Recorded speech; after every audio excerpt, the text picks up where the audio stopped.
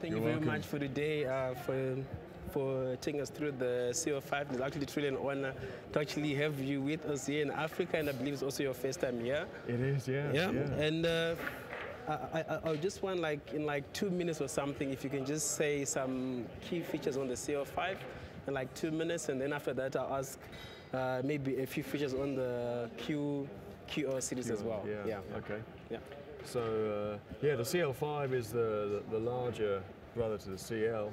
So we've just upgraded it to version 2 just now.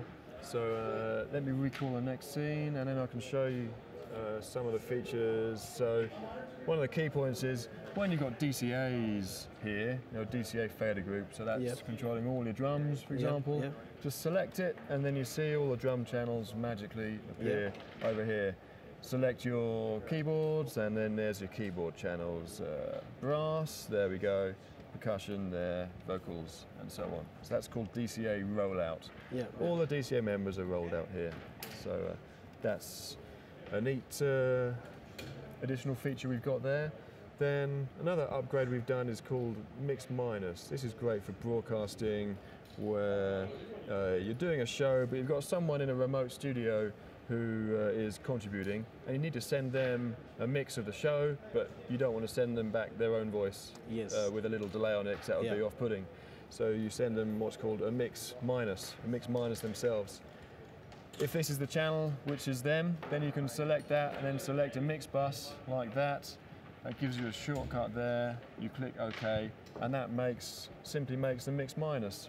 So that mix 13, is now has every channel sending to it. Oh, beautiful! Except for that one. No, that's good. That's really. So it's a really instant, quick mix. And I've also seen with this console, one of the key features is that gain compensation. Gain compensation. Yes. Yeah, that's right. Yeah. So when you open up here, you can see a gain compensation button, and you've got all on and all off for all channels available there. Oh, okay. And then when you're sharing the gain with other mixing desks, if the other desk changes the analog gain, it's not going to affect the level in this desk.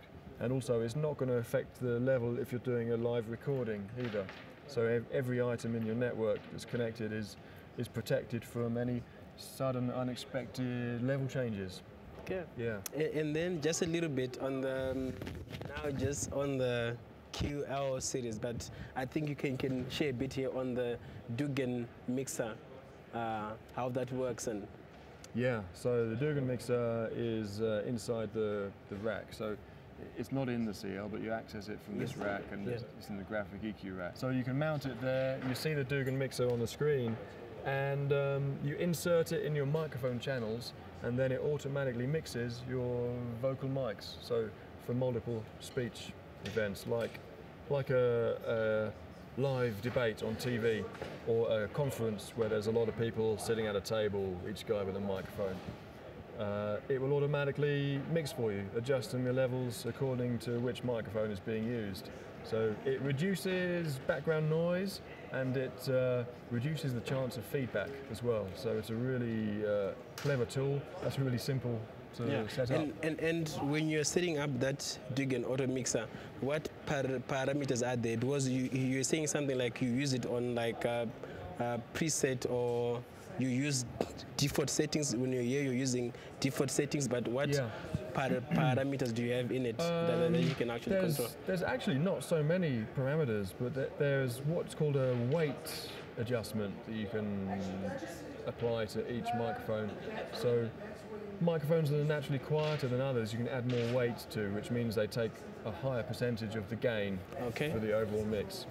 Or maybe one microphone that's picking up a lot more noise than others, you can reduce the weight of that one so you don't hear so much noise from that microphone when it's not being spoken into. So there's that parameter.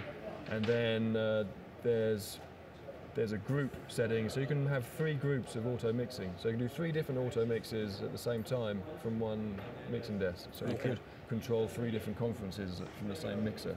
Okay, good.